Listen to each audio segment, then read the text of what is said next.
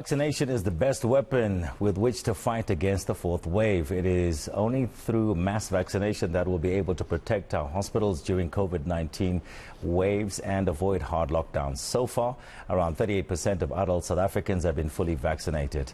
Now, according to Professor Nikolai Natras, government has made 3 mistakes in its rollout of COVID-19 vaccines.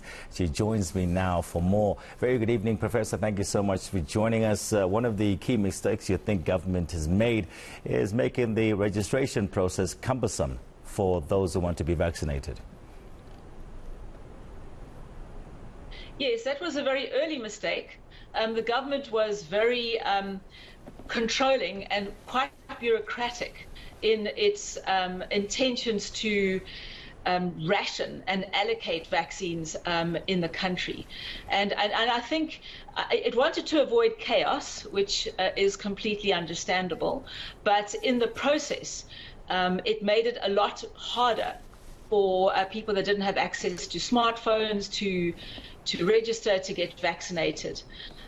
Also, at the same time, I think the government overplayed the problem of needing to ration the vaccines, because we actually always had many more vaccines in the country than we were using from quite an early stage. I mean, certainly from June onwards, when we opened up vaccination for educators, we had over 1 million vaccines spare in the system. You know, and by the time we opened it up to the 50 pluses in July, we had 3 million spare. We then opened, when that flagged, we opened it up once again to the 35 to 39 people at the end of July, and by that stage we had 8 million vaccines. So we always had, certainly from the middle of this year, lots more vaccines than we were using, and the government should have admitted and done something much faster about the fact that there were these spikes of vaccine keen people, followed by a kind of tapering off in the vaccination program, and they only kept momentum going by opening access to more and more people. But they should have concentrated more on how do we reach the vaccine hesitant, and how can we do more to actually get vaccines to far-flung rural areas and to people who can't travel to get them.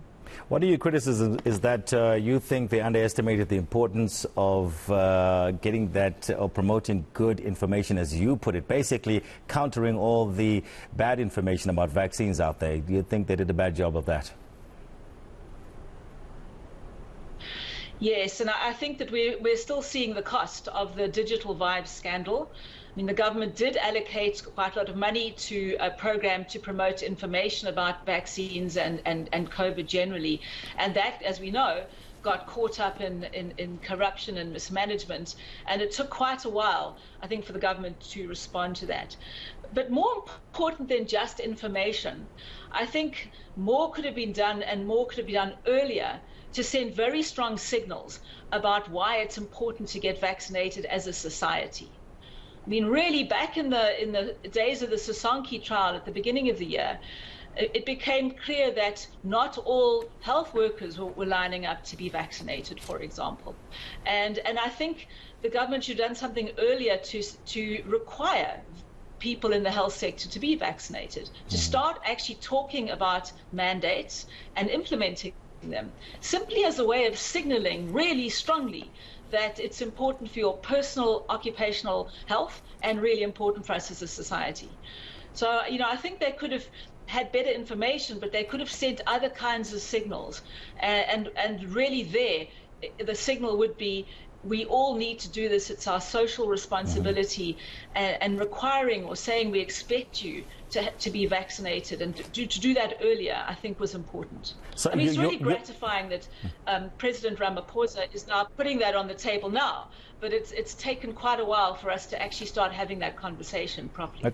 So you're pro mandates, the vaccine mandate. Where has it worked, and why do you think it'll also work here?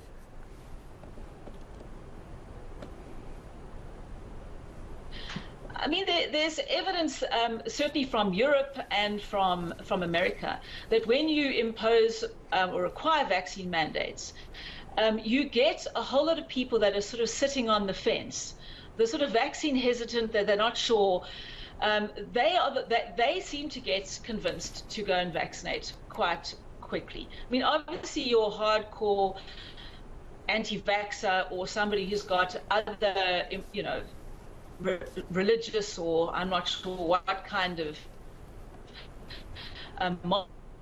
moral reasons.